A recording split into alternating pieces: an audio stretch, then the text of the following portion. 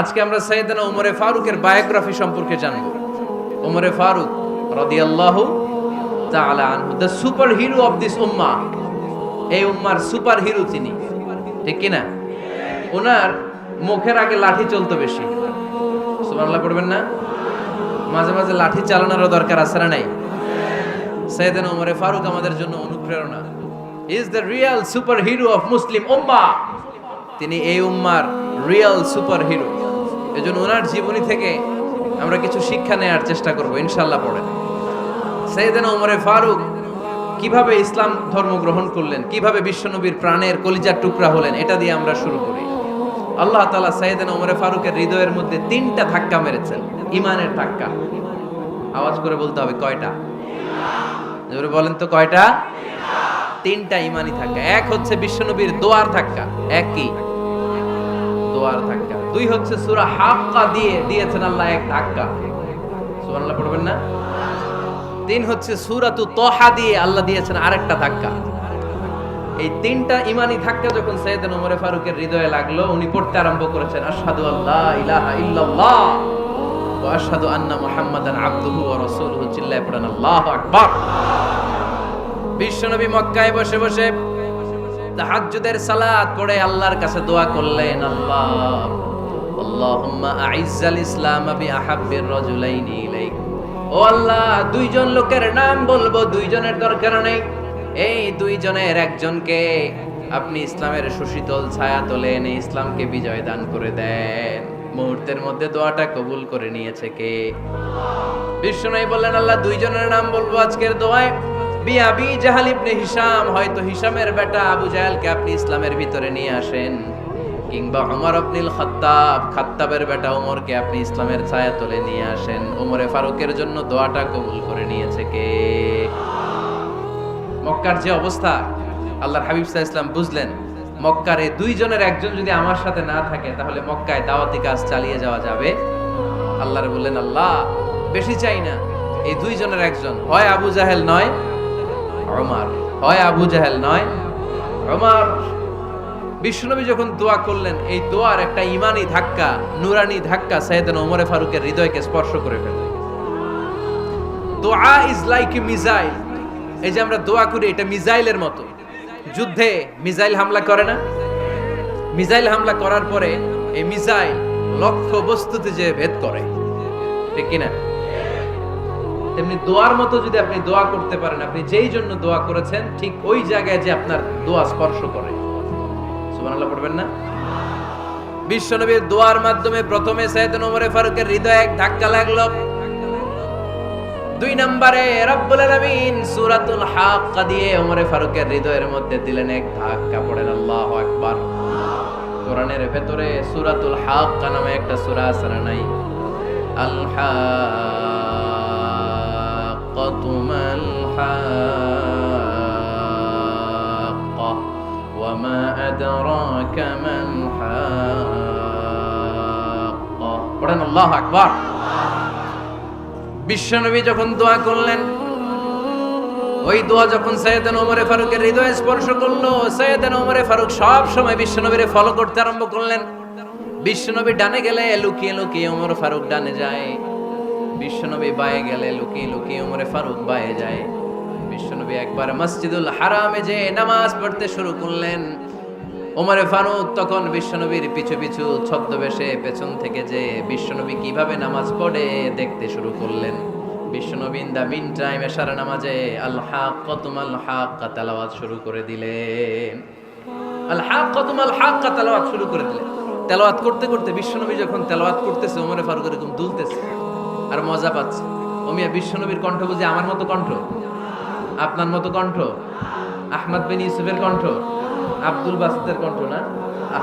বিশ্বনবীর গলায় যে কি সুরের ঝংকার আল্লাহ দিয়েছেন, কি সুরের লহরী আল্লাহ দিয়েছেন, একবার যে শুনতো পাগল হয়ে যেত। আল্লাহু আকবার। বিশ্বনবী সূরা হাক্কা মন্ত্রমুগ্ধ তেলাওয়াতে, মন্ত্রমুগ্ধ সুর দিয়ে, মন্ত্রমুগ্ধ কণ্ঠ দিয়ে তেলাওয়াত করতে লাগলেন। এশার সালাতে ওমরে ফারুক দুলতে লাগলেন। ওমরে ফারুক যত শুনেন অবাক হয়ে যায়, যত শুনেন অবাক হয়ে যায়, যতই শুনে অবাক। কিরে? কারণ তিনি আরবি ভাষা বুঝতেন, এত সুন্দর শব্দের গাঁথনি, এত প্রাঞ্জল বর্ণনা, এত সুন্দর অন্তমিল, এটা কবিতা না হয়ে পারে না। উনি মনে মনে ভাবলেন এটা মনে হয় কবিতা, it might be poem, it could be poem. Muhammad মনে হয় কবি হয়ে গেছে, তার কাব্য প্রতিভা দিয়ে সে এটা বানিয়েছে। তা না হলে এত সুন্দর কথা এটা কবিতা না হয়ে পারে। ইন দ্য মিন টাইম বিশ্বনবী কিন্তু দেখতেছে না যে পেছনে ওমর। বিশ্বনবী তেলাওয়াত করছিলেন, ইন দ্য মিন টাইম বিশ্বনবী পড়ছিলেন ওমা হুয়া বিকাউলি শাইরিন কলিলাম মা তুমিনুন। এর অর্থ হলো এটা কোনো কবির কথা নয়, খুব অল্প সংখ্যক লোকই তোমরা ঈমান আনো। সুবহানাল্লাহ পড়ে। এটাকে বলে কোইন্সিডেন্ট। কোইন্সিডেন্ট হুট করে অনেক সময় মিলে যায়, যায় কি যায় না? আপনি একজনের কথা ভাবতেছেন, বাজারে গেলেন, বাজারে যেই দেখেন ওই লোকটা দাঁড়ায় আছে, এরকম হয় কি হয় না? কোইন্সিডেন্ট।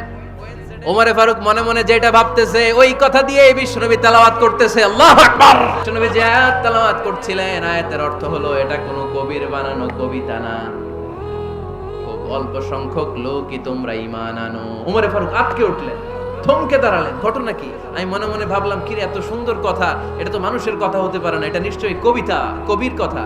কিন্তু মুহাম্মদ এখন আবার পড়তেছে ওমা হুয়া বিকাউলি শাইর, এটা কোনো শায়েরের কবির কথা নয়। কলিলাম মা তুমিনুন, অল্পই তোমরা ঈমান আনো। তার মানে আমার মনে যা চলে মুহাম্মদ এটা টের পায়। মুহাম্মদ গণক। নাউজুবিল্লাহ পড়বেন না? মুহাম্মদ অনেক বড় মাপের একজন গণক। মানুষের হৃদয়ে কি চলে, মনে মনে কি ভাবে, মুহাম্মদ না দেখেও বলে দিতে পারে। ইন দা মিন টাইম বিশ্বনবী পরের আয়াতে পড়লেন ওয়ালা বিকাউলি কাহিনিন কলিলাম মা তাযাক্কারুন। এই আয়াতের অর্থ হলো এটা কোনো গণকের বানানো গণনা নয়, খুব অল্প সংখ্যক লোকই তোমরা উপদেশ হিসেবে এটাকে মানো। সুবহানাল্লাহ পড়েন। এবার আর ওমরে ফারুকের সহ্য হয় না, কি আজীব তামাশা। প্রথমে মনে করলাম কবিতা, মুহাম্মদ কয় কবি না, সে কবি না, এটা কবিতা না। তারপর ভাবলাম সে গণক, সে আয়াত পরে পরে বলে দিল এটা গণনা নয়, তাহলে এটা কি? এটা কি কবিতাও না, গণনাও না, তাহলে এটা কি? বিশ্বনবী তখন বললেন তানজিলুম মির রাব্বিল আলামিন। সুবহানাল্লাহ পড়েন। পরের আয়াত ছিল তানজিলুম মির রাব্বিল আলামিন। এটা দুনিয়ার কোনো কবির বানানো কবিতা না, এটা কোনো গণকের গণনা না, এটা কোনো সাহিত্যিকের বানানো সাহিত্য নয়, এটা মহাবিশ্বের পরিচালক রব্বুল আলামিনের কাছ থেকে পাঠানো কিতাব কোরআন। সূরা হাক্কার ধাক্কায় ওমরে ফারুক কাইত। প্রথমে ধাক্কাটা লাগলো যে দোয়া। বিশ্বনবী তাহাজ্জুদে কেঁদে দোয়া করলেন, আল্লাহ হয় আবু জাহেল রে দিবা নাইলে ওমর রে দিবা। ওই দোয়া ওমরে ফারুকের হৃদয়ে ছোঁয়া লেগেছে। এরপরে হাক্কা, সূরাতুল হাক্কা দিয়ে দিলে এক ধাক্কা। এই ধাক্কা খেয়ে উথাল পাথাল হৃদয়ের মধ্যে, হায় রে এ কি বাণী, এ কেমন কথা, কে মুহাম্মদ? তারপরও শয়তানের ওয়াসওয়াসা আছে না নাই? আল্লাহ বলে যতই ওয়াসওয়াসা ওমরকে দেয়া হোক, আমি ওমরে ফারুককে মুসলিম উম্মতের সেনাপতি বানিয়ে ছাড়বো, আমি সেনাপতি বানাবো। এবার 3 নাম্বার ডোজ। ডাক্তারের কাছে গেলে প্রথমে দেখবেন সিম্পল ডোজ দেয়, নরমাল ওষুধ, এটাতে কাজ না হলে ডোজ বাড়ায়, একেবারে কাজ না হলে অ্যান্টিবায়োটিক মারে, আছে না নাই? আল্লাহ প্রথমে দোয়ার ছোঁয়া লাগালেন, তারপর সূরা হাক্কা দিয়ে ধাক্কা মারলেন, এরপরে রব্বুল আলামিন বলেন এবার 3 নাম্বার ডোজ সূরা তহা দিয়ে আমি তোমার হৃদয়টারে উজালা বানায় দেব রে ওমর। শয়তান ওদিক দিয়ে ওয়াসওয়াসা, খেলা দুই দিক থেকে চলতেছে।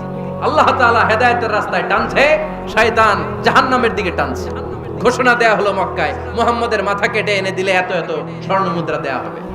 ওমরে ফারুক রাজি হয়ে গেলেন, নাঙ্গা তলোয়ার নিয়ে বিশ্বনবীর মাথা কাটার জন্য ছুটলেন।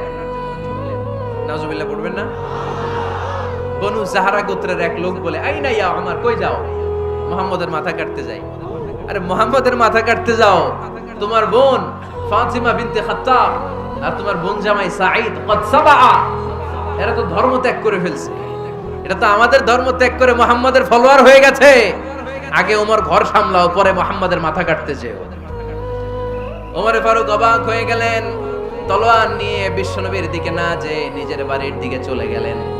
বিশ্বনবীর আপন বোন ফাতিমা বিনতে খাত্তাব, বোন জামাই সাঈদ আর খাব্বাব রাদিয়াল্লাহু তাআলা আনহু তিনজন মিলে সূরা তহা তেলাওয়াত করছিলেন। পড়েন সুবহানাল্লাহ।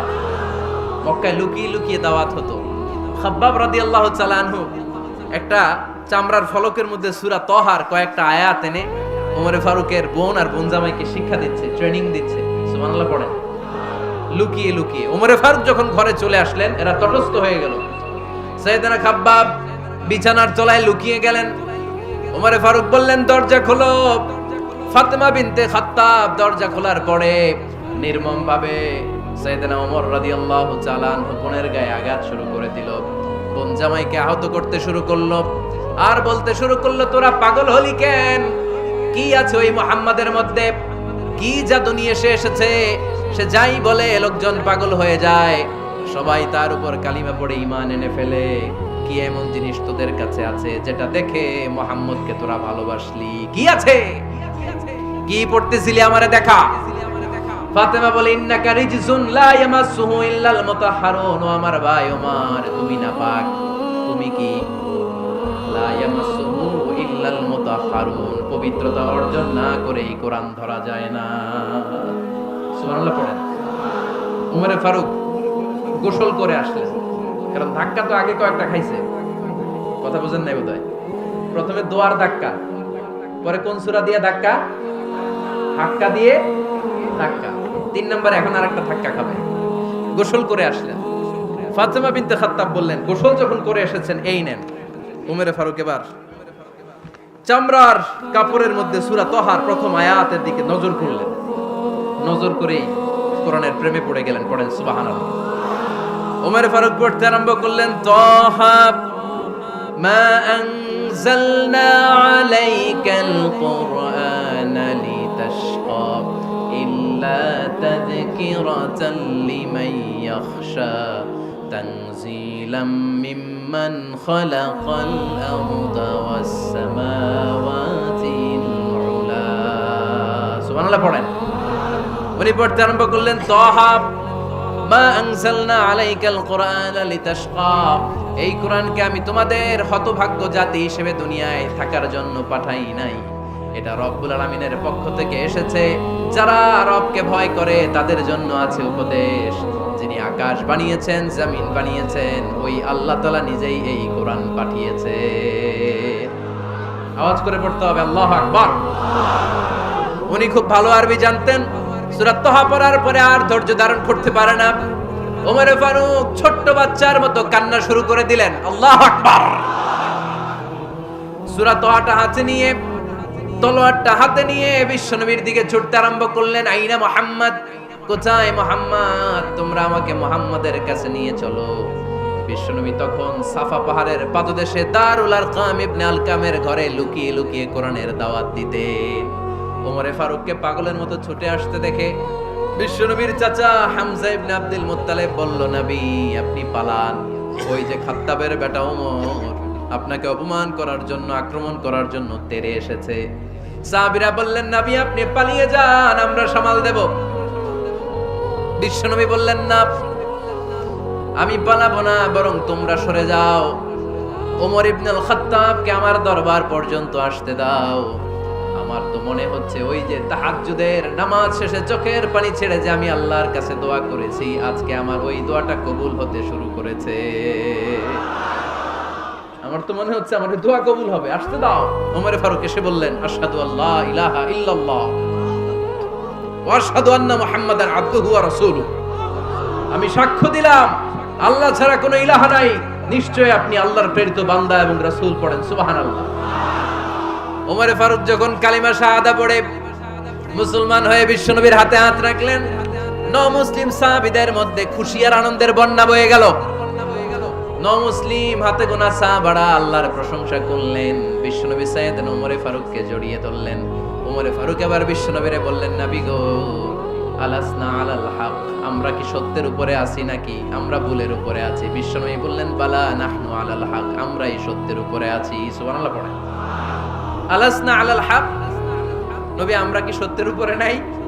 হ্যাঁ অবশ্যই ওমর, তুমি সত্যের উপরে আছো। ওমরে ফারুক বললেন, তাহলে ফাফিমাল ইখতিফা, তাহলে লুকায় লুকায় আর দাওয়াত দেব কেন?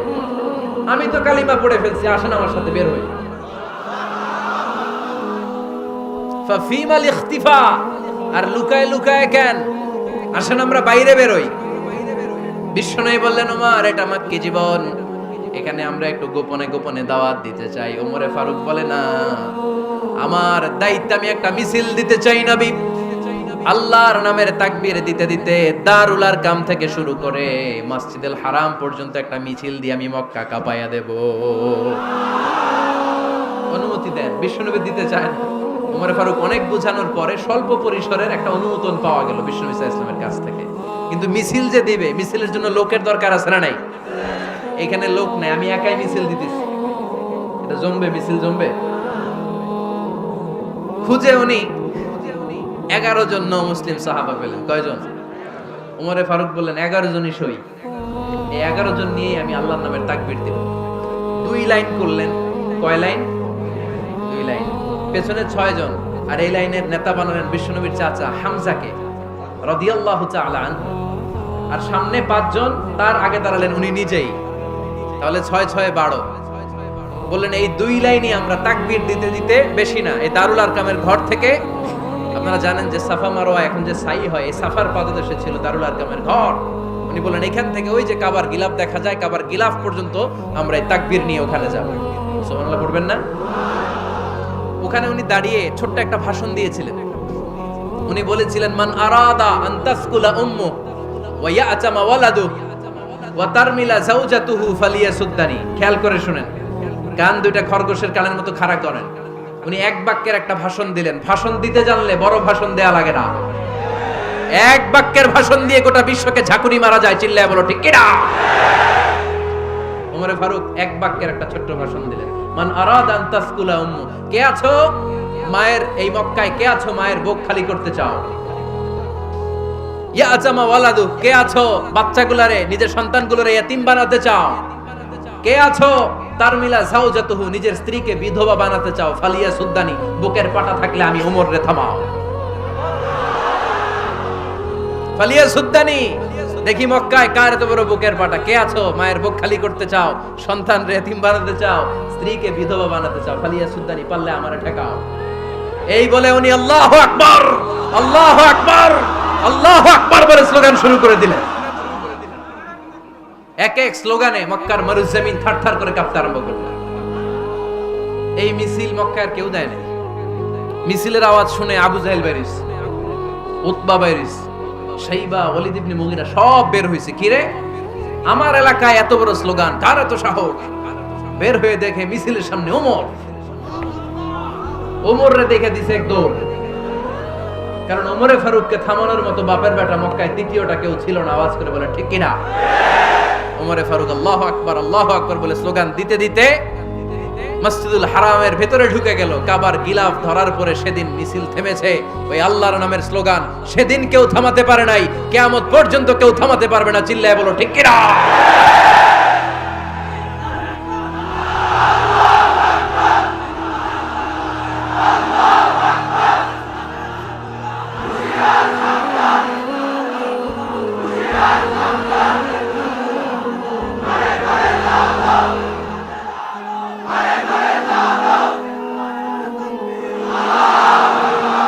ওইরকম একটা ওমরের দরকার, আমাদের বেশি চাই না। জোরে বলেন ঠিক কিনা?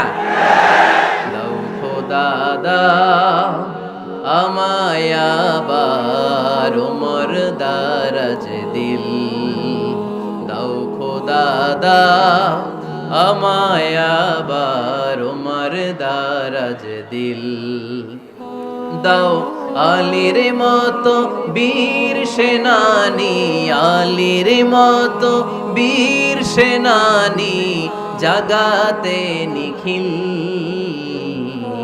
দাও খোদা দাও আমায় আবার ওমর দারাজ দিল। সুবহানাল্লাহ পড়েন। একটা ওমর লাগবে। চিল্লায় বলেন কয়টা? ওই ওমরের অপেক্ষায় বাংলাদেশ সহ গোটা মুসলিম উম্মাহ, ঠিক কি না? একটা ওমরই যথেষ্ট। আমাদের সেন্ট্রাল লিডারশিপ নাই তো, আমরা কি এদিকে লাথি মারলে আমরা ওইদিকে যাই, ওদিক থেকে গুতা মারলে আমরা এদিকে যাই। আমাদের রিপ্রেজেন্টেটিভ, আমাদের প্রতিনিধিত্ব করার মতো কোনো কেন্দ্রীয় লিডারশিপ নেতৃবৃন্দ গোটা বিশ্বে নাই, ঠিক কি না? আমরা সেই ওমরে ফারুকের অপেক্ষায়, আমরা সেই ইমাম আল মাহদির অপেক্ষায়। এই ওমরে ফারুক আমাদের মডেল। ঠিক কি না? থার্ড ইন পজিশন, এই পুরো উম্মতের মধ্যে ওনার পজিশন নাম্বার 3। 1 নাম্বার পজিশন বিশ্বনবী, কার? 2 নাম্বার পজিশন কার? আবু বকর। 3 নাম্বার পজিশন কার? ওমর ফারুকের। বিশ্বনবী বলতেন লা নবিয়্যা বা'দি, লা নবিয়্যা বা'দি, আমার পরে কোনো নবী নাই। ওয়ালা রাসূলা, আমার পরে কোনো রাসূলও নাই। আমার নবীর পরে আর কোনো নবী আছে? আমার নবীর পরে আর কোনো রাসূল আছে? এই যে কাদিয়ানি যে একটা সম্প্রদায় আছে, এরা কি মুসলিম নাকি অমুসলিম? মুসলিম সম্প্রদায়ের সাথে এদের কোনো সম্পর্ক নাই। চিল্লায় বলেন ঠিক কি না? এরা যদি মুসলমান হতে চায়, আমার নবী দ্য লাস্ট মেসেঞ্জার বিশ্বনবীকে খাতামুন নবী হিসেবে সংবাদ সম্মেলন করে গোটা বিশ্বকে জানাই দিতে হবে, তারপরে তাদেরকে আমরা মুসলিম হিসেবে স্বীকৃতি দিব। চিল্লায় বলেন ঠিক কি না? তা না হলে তারা কোন ধর্মের এটাকে জানাই দিতে হবে। No inferiority complex, no identity crisis. Identity ক্রাইসিসে থাকা যাবে না। আপনারা কোন ধর্মের এটা জানাই দেন। আপনারা বিশ্বনবীরও শেষ নবী মানবেন না, আবার মুসলিম বলেও নিজেদেরকে ট্যাগ লাগাতে চাইবেন। সাধারণ মুসলমানরা এটা এই ধোঁকাবাজি মানে না। চিল্লায় বলেন ঠিক কি না? আমার নবীর পরে কোনো নবী নাই, আমার রাসূলের পরে কোনো রাসূল নাই। ঠিক কি না? আল্লাহর হাবিব বলতেন লাউ কানা বা'দি নাবিয়্যুন লাকানা উমর, তবে আমার পরে যদি নবী হওয়ার যোগ্যতা কারো থাকে, আমার ওমরের ওই যোগ্যতা আছে। সুবহানাল্লাহ পড়েন। প্রভু তুমি বলেছো রাসূল দেবে না, বলনি দেবে না ওমর, বলনি দেবে না হামজা তারি, খালিদ বিজয় সমর। প্রভু তুমি বলেছো রাসূল দেবে না, বলনি দেবে না ওমর, বলনি দেবে না হামজা তারি, খালিদ বিজয় সমর। প্রভু তুমি বলেছো রাসূল দেবে না। সুবহানাল্লাহ পড়েন। এজন্য আমরা একটা ওমর চাই। কয়টা? বেশি লাগবে?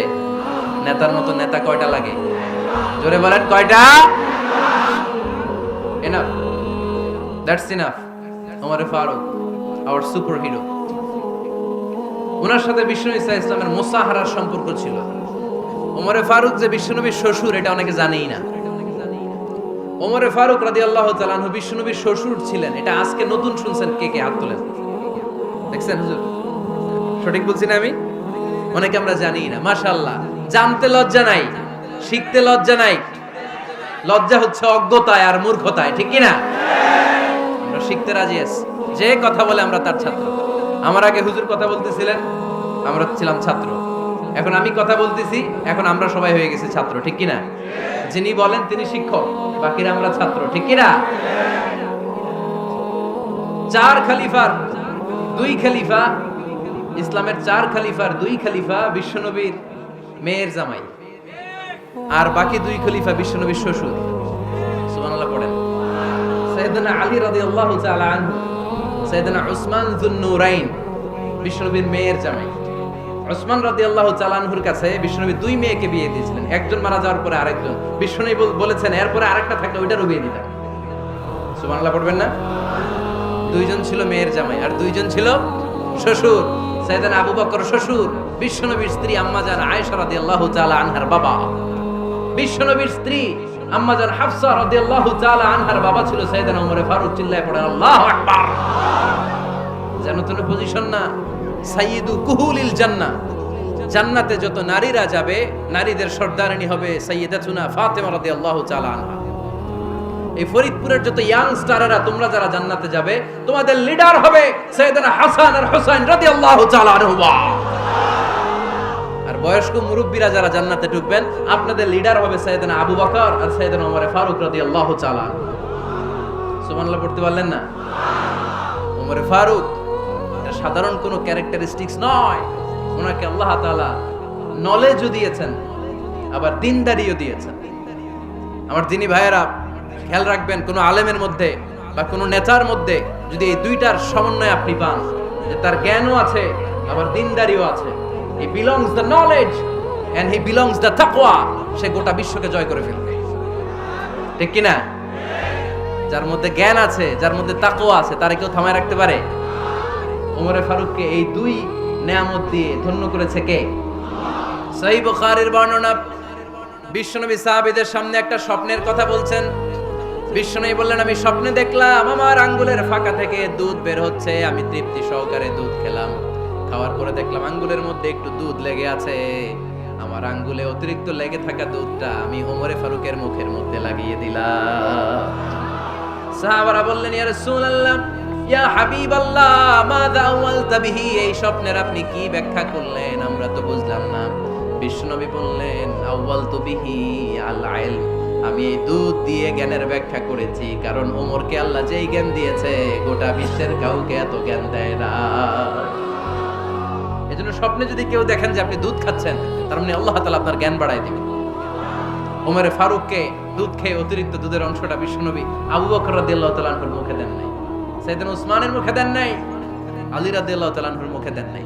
স্বপ্নে ওই অতিরিক্ত লেগে থাকা দুধটা বিশ্বনবী ওমরে ফারুকের ঠোঁটের মধ্যে লাগিয়ে দিয়েছে। এই হাদিস থেকে প্রমাণ হয় আল্লাহ তাআলা জ্ঞানের নেয়ামতে সাইয়েদনা ওমরে ফারুককে ধন্য করেছেন। আবার বুখারীর বর্ণনা, বিশ্বনবী সাল্লাল্লাহু আলাইহি ওয়াসাল্লাম আরেকটা স্বপ্নের বর্ণনা দিচ্ছেন। তিনি বললেন, তোমাদের সবাইকে স্বপ্নে আমার সামনে দাঁড় করানো হলো। আমি দেখলাম তোমাদের কারো জুব্বা নাভি পর্যন্ত, কারো জুব্বা হাঁটু পর্যন্ত, কারো জুব্বা টাকনু পর্যন্ত। ওমরে ফারুককে যখন স্বপ্নে আমার সামনে দাঁড় করিয়ে দেয়া হলো, আমি দেখলাম ওমরের জুব্বা এত লম্বা, ওমর টেনে হিচড়ে তার জুব্বা নিয়ে সামনে হেঁটে যাচ্ছে। সাহাবারা বললেন, ফামাযা আওয়ালতা বিহি ইয়া রাসূলুল্লাহ, ও আল্লাহর রাসূল, এই স্বপ্ন দিয়ে আপনি কি বোঝাতে চাইলেন, আমরা কিছু বুঝলাম না। বিশ্বনবী বললেন, আউয়ালতু বিহি আদ-দীন, আমি এই হাদিসের দ্বারা দ্বীনের ব্যাখ্যা করলাম, যার জামা যত লম্বা তার দ্বীনদারি তত বেশি। সুবহানাল্লাহ, আস্তে পড়েন। স্বপ্নে দেখলেন কোন সাহাবীর জুব্বা নাভি, কোন সাহাবীর হাঁটু, কারোটা টাকনু, কিন্তু ওমরে ফারুকের জুব্বা এত লম্বা, ইয়াজুরু সাওবাহু, তিনি তার জুব্বা টেনে হিচড়ে যাচ্ছেন। বিশ্বনবী বললেন, এটা দ্বারা আমি দ্বীন, আমি তাকওয়া, দ্বীনদারি, তাকওয়া, এটার ব্যাখ্যা করেছি। তার মানে ওমরে ফারুকের তাকওয়ার সামনে সব তাকওয়া পানি হয়ে যাবে। কোন সুবহানাল্লাহ। আল্লাহ তাআলা সাইয়েদনা ওমরে ফারুককে দ্বীনের জ্ঞান দিয়েছেন, তাকওয়া দিয়েছেন।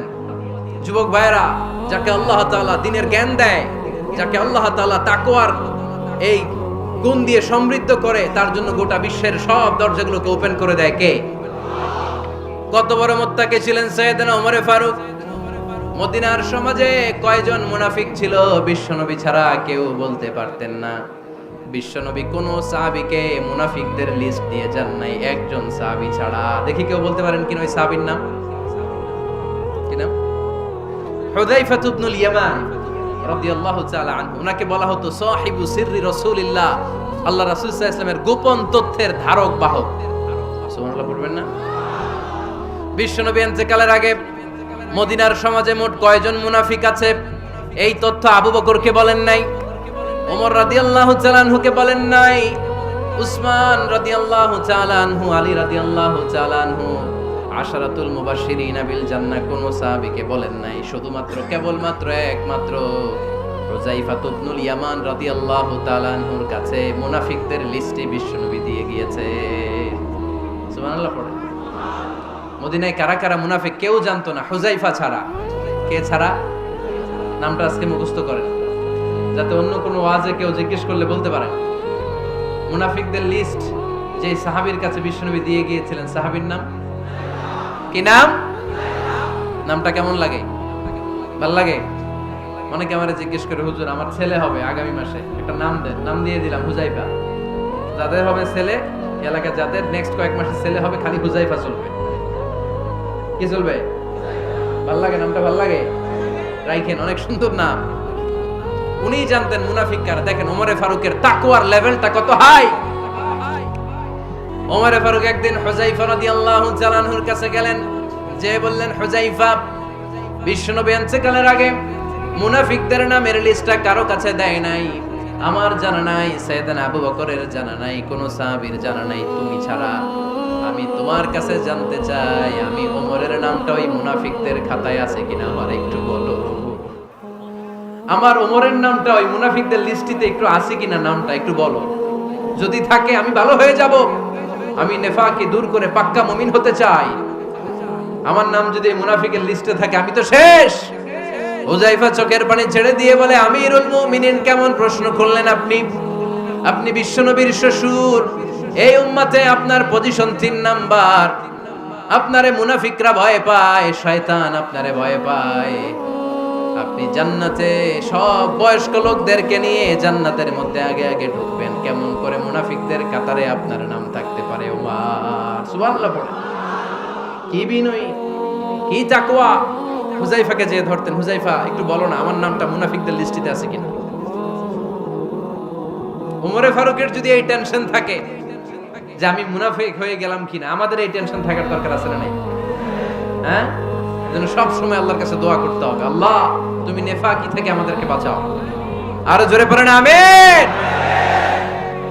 ওমরে ফারুক রাদিয়াল্লাহু তাআলা আনহু আমাদের সুপার হিরো, আমাদের সবাই বলেন আমাদের। উনি কত বড় সুপার হিরো শুনেন। উনি জুমার খুতবা দিচ্ছেন। কি দিচ্ছেন? মসজিদে নববীতে খুতবার মাঝখানে হঠাৎ বললেন, ইয়া সারিয়াতাল জাবাল, ইয়া সারিয়াত ইবনে জানিমিল জাবাল। এই কথা বলেই আবার খুতবা দিতে শুরু করলেন। ওনার এই ইয়া সারিয়াত ইবনে জানিমিল জাবালের সাথে আগের কথারও কোনো মিল নাই, পরের কথারও কোনো মিল নাই। জুমার নামাজের পর মুসল্লি সাহাবারা ধরলেন, বললেন, ইয়া আমিরাল মুমিনিন। খুতবার মাঝখানে হঠাৎ করে ইয়া সারিয়াত ইবনে জালিমিল জাবাল বলে আপনি চিৎকার করলেন কেন? আপনার এই বাক্যের সাথে আপনার খুতবার আগের বাক্যের কোনো মিল নাই, আপনার খুতবার পরের বাক্যেরও কোনো মিল নাই। এই কথা আপনি কারে বললেন, কারে উদ্দেশ্য করে বললেন? এই কথার তাৎপর্য কি আমাদেরকে বুঝিয়ে বলেন। ওমরে ফারুক বললেন, আমি যখন খুতবা দিচ্ছি আমি দেখতে পেলাম ওই যে কয়েক মাস আগে আমি আমার মুসলিম সেনাবাহিনী পারস্যে আক্রমণের জন্য পাঠিয়েছি, বর্তমান ইরানের ওই বিশাল এলাকাতে পারস্যে আমি আমার ব্যাটালিয়ন পাঠিয়েছি। আমি হঠাৎ করে দেখতে পেলাম আমার মুসলিম বাহিনীর সেনাপতি যুদ্ধের এক পর্যায়ে তার ডানে আছে উপত্যকা, বায়ে আছে পাহাড়। সে পাহাড়ি রাস্তা ছেড়ে দিয়ে উপত্যকার দিকে যেতে শুরু করেছে। আমি দেখতে পেলাম আমার মুসলিম বাহিনী যদি উপত্যকার দিকে ছুটে বেড়ায়, কাফির মুশরিকরা আমার মুসলিম বাহিনীকে কচুকাটা করে ফেলবে। তাই আমি এখান থেকে তাদেরকে কমান্ড দিয়ে বলেছি, ইয়া সারিয়াতাল জাবাল, উপত্যকার দিকে নয় পাহাড়ের দিকে যাও, তাহলেই তোমাদের বিজয় নিশ্চিত হয়ে যাবে। উপত্যকার দিকে যেও না, ইলাল জাবাল, ইলা সারিয়াতিল জাবাল, পাহাড়ের দিকে ছোট। সাহাবারা অবাক, ঘটনা কি? উনি বসে আছেন মদিনায় মসজিদে নববীর মিম্বারে দাঁড়িয়ে, উনি যদি ইয়া সারিয়াতাল জাবাল বলে এটা কি ইরানে যাবে নাকি? ও মিয়া, তখনকার সময়ে বর্তমানের মতো মোবাইল ছিল নাকি, ইন্টারনেট ছিল নাকি, কিছু ছিল? খালি মুখে আমি যদি বলি ইয়া সারিয়াতাল জাবাল, এটা ইরানে যাবে, ইন্ডিয়া যাবে, ঢাকায় তো যাবে, ফরিদপুর শহরেই তো বসবে না, ঠিক কিনা? কিন্তু এটা আমিরুল মুমিনিন বিশ্বাসী সাহাবারা বিশ্বাস করে নিল। কিছু মুনাফিক ছিল, এরা কয় না ঝামেলা, এটা তো সম্ভব না। এক কাজ করি, এই সেনাপতি যখন বিজয়ী বেশে মদিনায় ফিরে আসবে আর আমরা ধরবো। এরা দিন গুনতে লাগলো, এই সেনাপতি মুসলিম বাহিনী নিয়ে পারস্য জয় করে কবে ফিরে আসবে। এই মুনাফিকের দলগুলো কখনো সেনাবাহিনীকে অভ্যর্থনা জানাতে যেত না, কিন্তু এইবার সবার আগে মদিনার উপকণ্ঠে যে সেনাপতিদেরকে অভ্যর্থনা জানানোর জন্য ফুল নিয়ে রেডি, ফুল নিয়ে দাঁড়ায়। সেনাপতি ঢুকার সাথে সাথে ধরছে, এই সেনাপতি কোত্থেকে আসছে? কয় পারস্য জয় করে আসছি। কয় এমন এমন দিন, জুমার দিন দুপুর বেলা যুদ্ধের মাঝখানে আমিরুল মুমিনিনের কণ্ঠের কোন কথাবার্তা শুনছো নাকি? সেনাপতি অবাক, কয় তোমরা জানলা কেমনে? শুনছি তো। সুবহানাল্লাহ পড়বেন না? আমরা যুদ্ধে একটা ভয়ঙ্কর অবস্থার মধ্যে ছিলাম, পেছন থেকে শত্রু আমাদেরকে আক্রমণ করতে শুরু করে দিল। ডানে যাব না বায়ে যাব, সামনে যাব নাকি পেছনে যাব, রাস্তা খুঁজে পাচ্ছি না। ডান দিকে ছিল আমাদের উপত্যকার রাস্তা, বাঁ দিকে ছিল পাহাড়ি পথ। আমরা সোজা পথ হবে মনে করে উপত্যকার দিকে ছুটতে আরম্ভ করলাম। হঠাৎ করে আমিরুল মুমিনিনের কণ্ঠ বজ্র কণ্ঠে আমার কানের মধ্যে ভেসে আসলো। আমার মনে হলো আমিরুল মুমিনিন কেমন যেন আমাকে কমান্ড দিচ্ছেন আর বলছেন, ইয়া সারিয়াতাল জাবাল, ডান দিকে উপত্যকার পথে নয়, তাড়াতাড়ি পাহাড়ের দিকে সৈন্য বাহিনী নিয়ে উঠে যা। পাহাড়ের দিকে, ডানে না। This is wrong track and this is the right track. ওই দিন যদি ওমরে ফারুকের ওই গাইডলাইন, আমিরুল মুমিনিনের কমান্ড যদি আমি না শুনতাম, আজকে বিজয়ের বেশে ফিরতেও পারতাম না, আমাদের চেহারাও তোমরা দেখতে পেতে না। ওমরে ফারুকের ওই কমান্ড, ওই গাইডলাইন অদৃশ্য থেকে শোনার কারণে ওই পারস্যের মধ্যে আমাদেরকে সেই যুদ্ধে বিজয় দান করেছে কে? দিস ইজ ওমরে ফারুক, দিস ইজ ওমরে ফারুক। বিশ্বনবী বলছেন, ওমর মা লাকিয়াকা শাইতানু সালিকান ফাজ্জান ইল্লা সালাকা ফাজ্জান গায়রা ফাজ্জিক। ওমর, শয়তান ইবলিস যদি তোমারে কোনো রাস্তা দিয়ে হাঁটতে দেখে, শয়তান ওই রাস্তা রেখে দিয়ে অন্য রাস্তা দিয়ে হাঁটে। সুবহানাল্লাহ। বাড়িতে যায় বললেন, কে বলতেছে? বিশ্বনবী। কার ব্যাপারে? ওমরে ফারুকের ব্যাপারে। শয়তান যদি দেখে যে ওমরে ফারুক এই রাস্তা দিয়ে হাঁটতেছে, শয়তান ওই রাস্তা রেখে দিয়ে অন্য রাস্তা দিয়ে হাঁটে। সুবহানাল্লাহ পড়েন। রাত্রিবেলা আমরা আমাদের বাচ্চা ছেলে মেয়েদেরকে যখন খাওয়াই, বাচ্চারা খেতে চায় না, এরকম হয় আপনাদের ফরিদপুর এলাকায়? এই এলাকায় হয় নাকি? খেতে চায় না বাচ্চারা, এই চকলেট দেখায়া, এই মিনা কার্টুন দেখায়া, এইটা সেইটা, এগুলো সেগুলো বলে, গল্প টল্প বলে ভুলায়া খাওয়ানো লাগে, তাই না? তারপরও খায় না। আমারও ছোট মেয়ে আছে, খেতে চায় না, এইটা সেইটা এমনি সেমনি খাওয়ানো লাগে।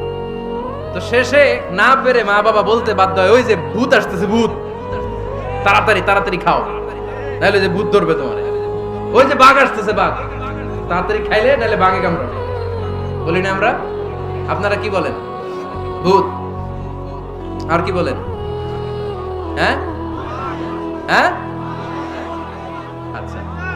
এক এক জায়গায় এক একটা আমরা বলি, ভূত আসবে, বাঘ খাবে, ভাল্লুক খাবে, তাড়াতাড়ি খাও। মদিনাতে যখন ওমরে ফারুক আমিরুল মুমিনিন, মদিনার মায়েরাও বাচ্চাদেরকে খাওয়াতে পারতো না, ছোট্ট মেয়েদেরকে খাওয়াতে পারতো না, খাওয়া নিয়ে যন্ত্রণা করতো। বাচ্চারা যখন মদিনায় খেতে চাইতো না রাত্রি বেলায়, মদিনার মায়েরা বলতো, তাড়াতাড়ি খাও, হা হুয়া ইয়াতি উমর, হা হুয়া ইয়াতি উমর, তাড়াতাড়ি খা, নাইলে ওই যে ওমর আসতেছে, Omar. This is our super hero সাইয়েদনা ওমর ফারুক রাদিয়াল্লাহু তাআলা। শুধু শয়তানি ভয় পেত না, মুনাফিকরাও ভয় পেত, জমের মতো ভয়। শুধু তাই না, আমাদের আম্মাজান বিষ্ণু ইসা ইসলামের স্ত্রীরাও ওমরে ফারুককে ভয় পেতেন। সুবহানাল্লাহ কবেন না? মাঝে মাঝে বিষ্ণু ইসা ইসলামের সাথে আম্মাজান আয়েশার ঝগড়া হতো, হতো না? আপনাদের ফ্যামিলিতে ঝগড়া হয়? হয় না? হয় না? কার কার দেখি? পরে আল্লাহ, অনেক আল্লাহর ওলি আছে তো এই জায়গায়। ঝগড়া হয় না? কি কথা কয়, ঝগড়া হয় না বলে? বিশ্বনবীর ফ্যামিলিতে ঝগড়া হয়, আপনার ফ্যামিলিতে হয় না?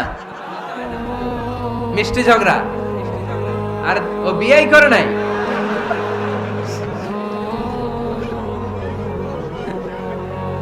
ঝগড়া তো হবেই, দাম্পত্য জীবনের মজাটাই তো এখানে।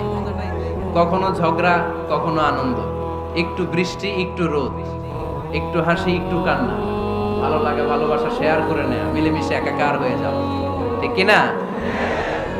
আল্লাহর হাবিব সাল্লাল্লাহু আলাইহি ওয়াসাল্লামের সাথে আম্মাজান আয়েশার ঝগড়া হতো। তো একদিন ঝগড়া হয়ে দুইজন রেগে আছে। খবরদার দুইজন রেগে থাকবেন না, একজন রাগলে আরেকজন থেমে যাবেন, কারণ এই ছোট্ট ঝগড়া থেকে এটা অনেক সময় বিচ্ছেদের দিকে গড়ায়। আমার প্রিয় ফরিদপুরবাসী, ভাবি রেগে গেলে আপনি রাইগেন না, ওই দিন আপনি একটু ঠান্ডা থাকেন।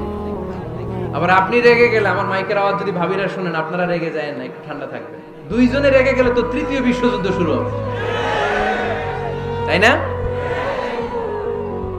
একজন রেগে গেলে আরেকজন ঠান্ডা, কারণ এই সামান্য ঝগড়া থেকে ইগোর কারণে এটা বিচ্ছেদ আর ডিভোর্স পর্যন্ত গড়ায়। আর শয়তান এখানে উস্কানি দেয়, কারণ ইমানদারদের ফ্যামিলি ভাঙতে পারলে শয়তান সবচেয়ে বড় খুশি হয়, আর ইমানদারদের ফ্যামিলি টিকে থাকলে খুশি হয়ে যায় কে? আম্মাজান আয়েশা রাদিয়াল্লাহু তাআলা আনহার সাথে বিষ্ণু ইসা ইসলামের ঝগড়া হতো মাঝে মাঝে। একবার ঝগড়া হলো, বিষ্ণু ইসা ইসলামের রাগ, আম্মাজান আয়েশাও রাগ। তো বিষ্ণুই বললেন, আয়েশা, ঝগড়া করে আর কতক্ষণ থাকবো, আসো মিটমাট করি। আয়েশা রাদিয়াল্লাহু বললেন, ঠিক আছে মিটমাট করব। তো বিষ্ণু ইসা ইসলাম বললেন, মিটমাটের জন্য কারে ডাকবো? ওমরে ডাকি। কয় না, ওমরে না, ওমর গালিজ, ওমর অনেক রাগে, আমার ডর লাগে। কয় তাহলে তোমার আব্বারে ডাকি, কয় ডাকে। কি খুশি, মেয়েদের মধ্যে এই অভ্যাসটা আছে না নাই? তাহলে তোমার আব্বারে ডাকি, ডাকেন। ডেকে নিয়ে আসা হলো। আবু বকর রাদিয়াল্লাহু তাআলা আনহু দাঁড়ালেন, আম্মা জান আয়েশা দাঁড়ালেন, বিশ্বনবীও দাঁড়ালেন। বিশ্বনবী বললেন, আয়েশা তোমার আব্বা আসছে, এবার ঘটনা খুলে বলার পালা, তুমি বলবা নাকি আমি বলবো? আম্মা জান আয়েশা বললেন, আপনি বলেন, তবে ওয়ালা তাকুল ইল্লা হাক্কান, যেটা ঘটছে ওইটাই বললেন, মিথ্যা কথা কইেন না। আবু বকর রাদিয়াল্লাহু তাআলা আনহু রেগে মেগে আগুন, কি এই কথা তুমি কেমন করে বলো? বিশ্বনবী কি মিথ্যা কথা কখনো বলবে? রেগে মেগে দিলেন মেয়ের গালে এক চড়। বানিয়ে বলতেছি না, মুসনাদ আহমদ ইবনে হাম্বলের হাদিস। বাবার হাতের থাপ্পড়কে আম্মা জান আয়েশা উল্টে বললেন। সাইয়েদনা আবু বকর রাগে গড়গড় করছেন, আবার মারার জন্য তেড়ে গেলেন। এবার বাঁচার জন্য আম্মা জান আয়েশা বিশ্বনবীর পিছনে যে আশ্রয় নিলেন, বিশ্বনবী বাঁচানোর জন্য দুই হাত মেলে দাঁড়িয়ে গেলেন। পড়েন সুবহানাল্লাহ। বিশ্বনবী যখন দুই হাত মেলে দাঁড়িয়ে গেলেন, সাইয়েদনা আবু বকর রাদিয়াল্লাহু আনহু থেমে গেলেন। সাইয়েদনা আবু বকর রাদিয়াল্লাহু তাআলা আনহু ঘর থেকে বের হয়ে বারান্দায় দাঁড়ালেন। পড়েন সুবহানাল্লাহ। এবার বিশ্বনবী আম্মা জান আয়েশার কাছে যেয়ে বলেন, ইয়া আয়েশা কাইফা রাআইতিনি আনকাসতুকি মিনার রাজুল, দেখছো কেমনে বাঁচাইলাম? আমি না থাকলে ভর্তা বানাই ফেলতো আজকে। আমি বাঁচাইছি তোমারে, আমি, আমার লগে ঝগড়া করো তুমি। লজ্জায় পড়ে আম্মা জান আয়েশা খিলখিল করে হেসে দিলেন, বিশ্বনবীও হেসে দিলেন। দুইজনের হাসির মধুর আওয়াজ শুনে সাইয়েদনা আবু বকর বাইরে থেকে অবাক, কিরে এতক্ষণ না ঝড় তুফান, এখন দেখি হাসি। সালাম দিয়ে অনুমতি নিয়ে ভিতরে ঢুকলেন। ঢুকে দেখেন আম্মা জান আয়েশাও হাসে, বিশ্বনবীও হাসে। এই হাসি দেখে আবু বকর রাদিয়াল্লাহু আনহু হেসে দিলেন। আরশের উপর থেকে খুশি হয়ে গেলেন কে? এবার সাইয়েদনা আবু বকর রাদিয়াল্লাহু তাআলা আনহু বললেন, ইয়া রাসূলুল্লাহ আশরিকানি ফি সিলমিকুমা কামা আশরাকতুমানি ফি হারবিকুমা। ও নবী, যুদ্ধ লাগলে, দুইজন যুদ্ধ লাগলে মীমাংসার জন্য যেমনি আমারে ডাকেন, এরকম হাসি আর আনন্দের মুহূর্তেও আমারে একটু ডাকেন। আশরিকানি ফি সিলমিকুমা কামা আশরাকতুমানি ফি হারবিকুমা। নবী, আপনাদের মধ্যে ঝগড়া লাগলে সন্ধি করার জন্য আমারে যেমনি ডাকেন, আপনাদের হাসি খুশি আনন্দ খুনসুটি এই মজাদার মুহূর্তগুলোতে আমারে বঞ্চিত রাখেন না, আমার একটু ডাকেন। সুবহানাল্লাহ পড়েন। মুসনাদে আহমদ ইবনে হাম্বলের হাদিস শোনার উদ্দেশ্য হচ্ছে, বিশ্বনবী প্রথমে ওমর ফারুকের নাম বলেছিলেন। সাইয়েদনা আয়েশা বলে, না আমি ডরাই, হাইবাত, দিস ইজ কল্ড হাইবাত ওমর। একবার বিশ্বনবীর সব বিবিরা ধরলেন, ও নবী আমাদেরকে এটা দেন, ওইটা দেন, ঘরে এটা নাই, ওইটা নাই, ওইটা নাই। বিশ্বনবীকে, আমার কাছে কিছু নাই, যদি এমনি আমার বউ হয়ে থাকতে চাও থাকো, তাহলে তা না হলে যা লাগবে কিনে দেব, সাথে সাথে তালাকও দিয়ে দিব। কিছু দিতে পারবো না, আমার নাই তো, সামর্থ্য নাই। কিন্তু বিবিরাও ছাড়ে না, এটা দেন, ওইটা দেন। বিশ্বনবী রহমতের নবী, বিবিদেরকে বুঝাতেও পারেন না, বিবিরা আবদার করতেছে, নবী এটা লাগবে, ওইটা লাগবে। ইন দ্য মিন টাইম বিশ্বনবী একজনের সালাম শুনতে পেলেন। কে যেন দরজায় দাঁড়িয়ে বলতেছে, আসসালামু আলাইকুম। বিশ্বনবী দরজার দিকে তাকালেন, তাকিয়ে বললেন, ওয়া আলাইকুম আসসালাম। আর বুঝতে পারলেন এটা আমার ওমরের সালাম। সালাম দেওয়ার পরে বিবিদের দিকে তাকায় দেখে একজন বিবিও নাই, সব অন্দরমহলের ভিতরে দৌড়। সুবহানাল্লাহ পড়তে পারলেন না? This is our super hero Omar. এরকম ওমর একটা লাগবে, চিল্লায় বলেন কয়টা? একটা ওমর গোটা বিশ্বকে সোজা করে দিবে। একটা ওমর সবল আর দুর্বলের সব পার্থক্য দূর করে দিবে। মাজলুমের উপর জালিমের অত্যাচারের অবসান ঘটায় দিবে। গোটা বিশ্বটাকে সাম্য, মৈত্রী, ভালোবাসার ইনসাফ দিয়ে পরিপূর্ণ করে দিবে। সেই ওমরের অপেক্ষায় আমরা। নিজের ছেলেকে ৮০টা বেত মেরেছেন। কয়টা? ৮০টা বেত মেরেছে। এই ব্যাপারে অনেকগুলো বর্ণনা পাওয়া যায়। সবচেয়ে সহিহ বর্ণনা হচ্ছে মুয়াত্তা ইমাম মালিকের বর্ণনা। ওমরে ফারুক রাদিয়াল্লাহু তাআলা আনহুর ছেলে আব্দুর রহমান মারুফুন বিআবি শাহমা ছিলেন মিশরে। ওখানে নাবিজ খেয়েছিলেন। নাবিজ হচ্ছে আরব দেশের লোকেরা দুধের মধ্যে শক্ত খুরমা রাত্রে বেলা ঢেলে দিত। ঢেলে দিলে সারা রাত ওই খুরমার রসটা দুধের সাথে মিশে দুধটা লাল হয়ে যেত। এটারে সকালবেলা খেত, খুব সুস্বাদু। এটাকে বলে নাবিজ। কিন্তু এটা রাতে ভিজাইলে সকালেই খাইতে হয়, রেখে দিলে আবার একটু সমস্যা হয়। এটা তারির মতো হয়ে যায়, মাতলামি চলে আসে। তো ওমরে ফারুকের ছেলে নাবিজ খেয়েছেন, মদ খাননি, নাবিজ। কিন্তু নাবিজ খাওয়াতে সাকরান চলে এসেছে। সাকরান চলে আসাতে এটা যখন প্রমাণিত হয়েছে, আমর ইবনে আল আস রাদিয়াল্লাহু তাআলা আনহু নাকি ৮০ বেত মেরেছেন মিশরে। কয় বেত? নিয়ম হচ্ছে সবার সামনে, কিন্তু সবার সামনে না মেরে একটু গোপনে মেরেছে। এই তথ্য যখন ওমরে ফারুকের কাছে এসেছে, উনি বললেন না, মারতে হবে সবার সামনে, আলাদা মারলা কেন? ও মদিনায় ফিরে আসলে আমি আবার 80টা মার। মদিনায় ফিরে আসার পরে সাইয়েদনা ওমরে ফারুক ওই আগের 80টারে আর ধরেন নাই, নিজ হাতে আবার 80টা বেত মেরেছেন। এই বেত মারার 1 মাস পরে এই আবু শাহমা ইন্তেকাল করেছে। অনেক ঐতিহাসিক বলে এই বেতের আঘাতে মরেছে, কেউ কেউ বলেছে নিজের রোগের কারণে মরেছে। কিন্তু দিস ইজ দ্য ইনসাফ সিস্টেম অফ ওমর। নিজের ছেলে বলে ছেড়ে দেয় নাই। এখন নিজের ছেলে হইলে 7 খুন মাফ, নেতার ছেলে হইলে 10 খুন মাফ, এলাকার মোড়লের ছেলে হইলে 10 খুন মাফ। ও পার্সিয়ালিটি ইন ইসলাম, ইসলামে পার্সিয়ালিটি নাই। আপনি নেতার ছেলে হন, আপনি বিজনেস ম্যাগনেটের ছেলে হন, আপনি যেই হন না কেন, ইসলামের দৃষ্টিতে সবাই সমান। চিল্লায় বলেন ঠিক কি না? বনু মখজুমিয়া গোত্রের এক নারী চুরিতে ধরা পড়ল। সাহাবারা বললেন, নবী, মদিনার সবচেয়ে ভেরি প্রেস্টিজিয়াস এন্ড ডিগনিফাইড ফ্যামিলির মেয়ে, আপনি হাত কাটেন না, কারণ ইসলামের নিয়ম চুরি করলে কি কেটে দাও। বিষ্ণু বললেন, বলো কি? হাত না কাটার জন্য তোমরা আমাকে রেকমেন্ড করছো? এটা আল্লাহর আইন, পৃথিবীর কেউ রেকমেন্ড করলো শোনার ক্ষমতা আমার নাই, কারণ আইনটা দিয়েছে কে? লাউ কানাত ফাতিমাতু বিনতি মুহাম্মাদিন সারাকাত লাকাতা মুহাম্মাদুন ইয়াদাহা। আরে বনু মাখজুমিয়া মেয়ে তো দূরের কথা, আমার কলিজার টুকরা ফাতেমাও যদি আজ চুরিতে ধরা পড়তো, তার হাত কেটে দিতে আমি 1 মিনিটও দেরি করতাম না। দিস ইজ ইসলাম। এই হচ্ছে ওমরে ফারুকের মানাকিব। এরকম ওমরে ফারুক কয়টা লাগবে? আওয়াজ করে বলতে হবে, কয়টা লাগবে? একটা লাগবে। এই সাইয়েদনা ওমরে ফারুক মদিনার প্রথম চিফ জাস্টিস ছিলেন। সর্বপ্রথম উনার পরামর্শে সাইয়েদনা আবু বকর রাদিয়াল্লাহু তাআলা আনহু কোরআনকে সংকলন করেছেন।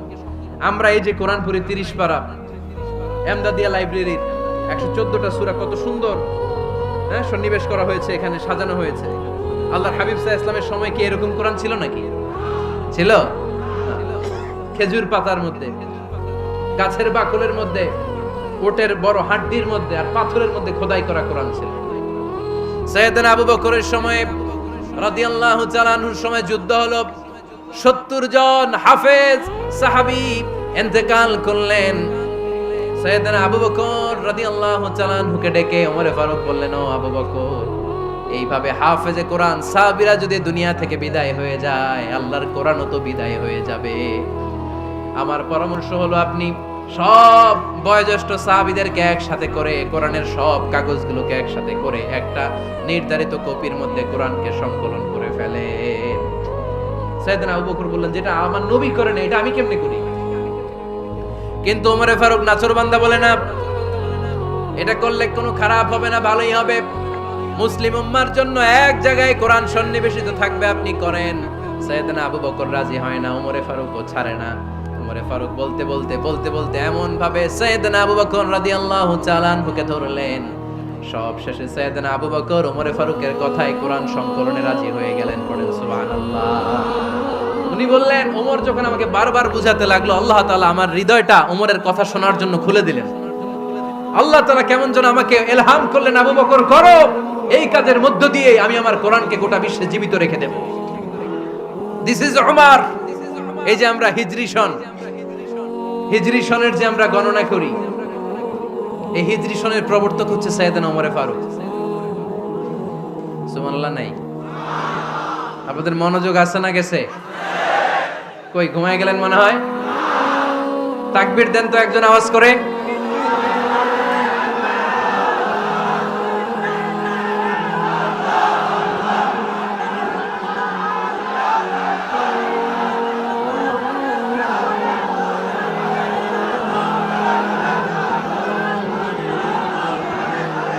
মাশাআল্লাহ, মাশাআল্লাহ। বসেন বসেন, এখনই শেষ করে দেব কিছু সময়ের মধ্যে। আমরা একসাথে বিদায় নিব ইনশাআল্লাহ। ওঠা বসা করবেন না, ওঠা বসা করবেন না, বসেন।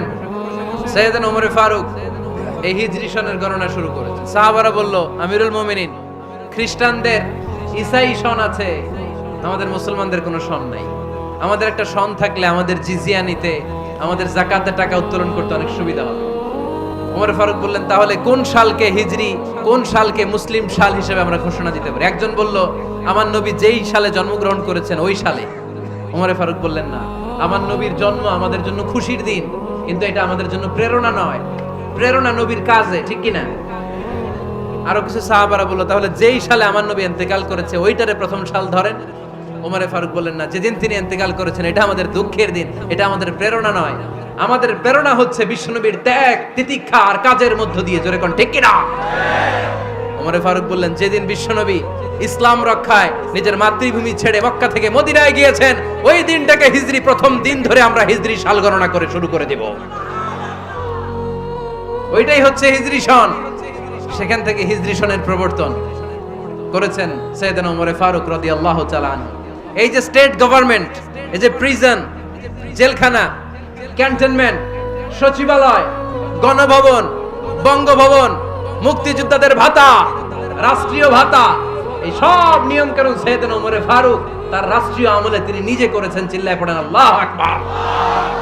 মুসলমানদের আলাদা কারেন্সি, নিজস্ব মুদ্রা ব্যবস্থা নিজে চালু করেছেন। সৈনিকদের মধ্যে যারা বিবাহিত, প্রতি 6 মাস অন্তর অন্তর 1 মাসের ছুটি কাটাতে তারা ফিরে আসবে, সাইয়েদনা ওমর ফারুক চালু করেছেন। চিল্লায় আওয়াজ করে পড়েন আল্লাহু আকবার। এই যে আমরা 20 রাকাত সালাতুত তারাবি পড়ি রমাদানে, করেন না আপনারা? এটা সাইয়েদনা ওমর ফারুক চালু করেছেন। সুবহানাল্লাহ পড়তে পারলেন না?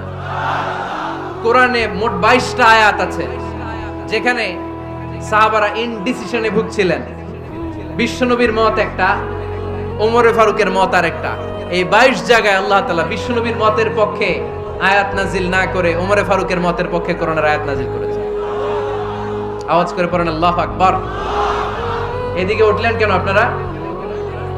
যারা উঠছেন আমার দিকে তাকান।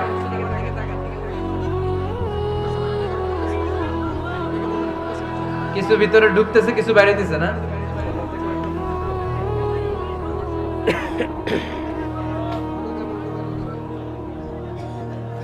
সাইয়েদনা ওমর ফারুক, আমরা সাহাবীদের জীবন চরিত পড়তে চাই না? কত যে অনুপ্রেরণামূলক দৃষ্টান্ত সাইয়েদনা ওমর ফারুক আমাদের জন্য রেখে গিয়েছে। ওমর ফারুক যখন খলিফা, দিনের বেলায় যদি রাষ্ট্রে কোনো নিয়ম জারি করতেন, দিনের বেলায় জনগণকে কোনো বিষয়ে যদি নিষেধ করতেন, রাত্রে বেলায় খাওয়ার সময় ফ্যামিলি মেম্বারদের সবাইকে বলতেন, এই দিনের বেলা আমি জনগণকে এই কাজ করতে নিষেধ করেছি, তোমরা আমার ফ্যামিলি মেম্বার, খবরদার তোমরা এই কাজ করো না। জনগণ করলে যতটুকু শাস্তি, তোরা করলে পাবি ডবল শাস্তি। সুবহানাল্লাহ কইবেন না? আমাদের নেতারা ওই বাড়ির বিচার করে, ওই বাড়ির মাইয়ার বিচার, ওই বাড়ির পোলার বিচার। নিজের পোলা গাঞ্জা টানে, আছে না নাই? নিজের মেয়ে অপরাধ করে, আছে না নাই? কি নেতা ছিলেন ওমর ফারুক! আগে নিজের ঘর সামলিয়েছেন, আগে নিজেকে সামলিয়েছেন, নিজের ঘর ঠিক করেছেন। বলেছেন জনগণ করলে যত ব্যাদ, তোরা করলে double bad. This is call leader, ঠিক কি না? এক বাবা এসে বললেন, ওমর ফারুক আমার ছেলে কথা শোনে না, বেয়াদব। ওমর ফারুক ছেলেরে ডাকলেন, বাবা তুমি তোমার আব্বাজানের কথা শোনো না, এটা তো কবিরা গুনাহ। ছেলে বলে, ওমর ফারুক সব দায়িত্ব আল্লাহ ছেলে মেয়েদেরকে দিয়েছে, বাবা মাকে কোনো দায়িত্ব দেয় নাই। ওমর ফারুক বললেন, অবশ্যই দায়িত্ব দিয়েছে। তাহলে বলেন আমার বাবার দায়িত্ব কি?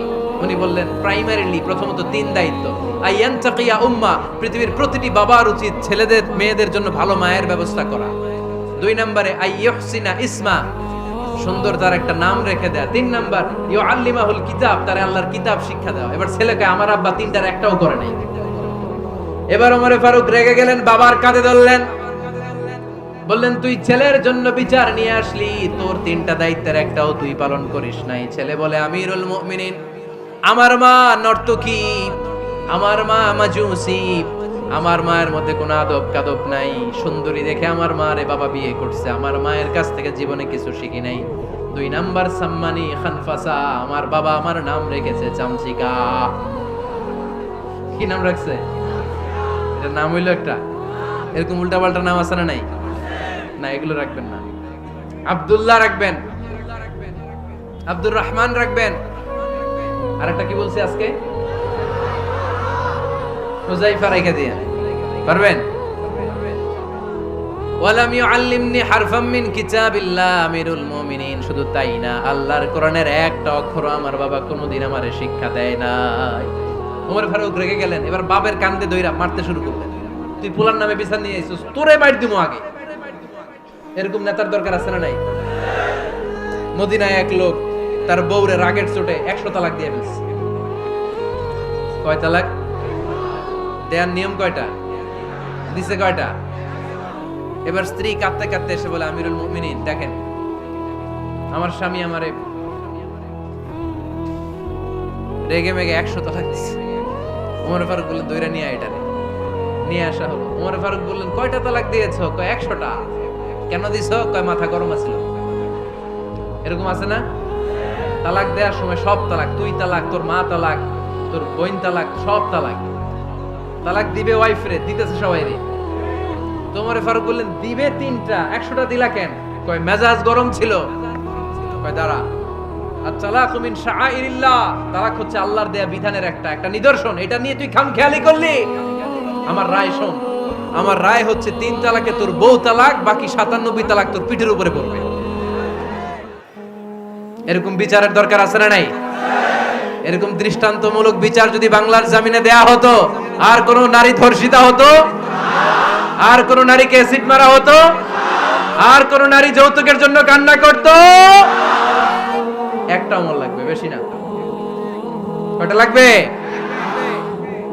তিনি গভর্নর সিস্টেম চালু করেছিলেন, গভর্নর সিস্টেম, ইসলামিক স্টেট।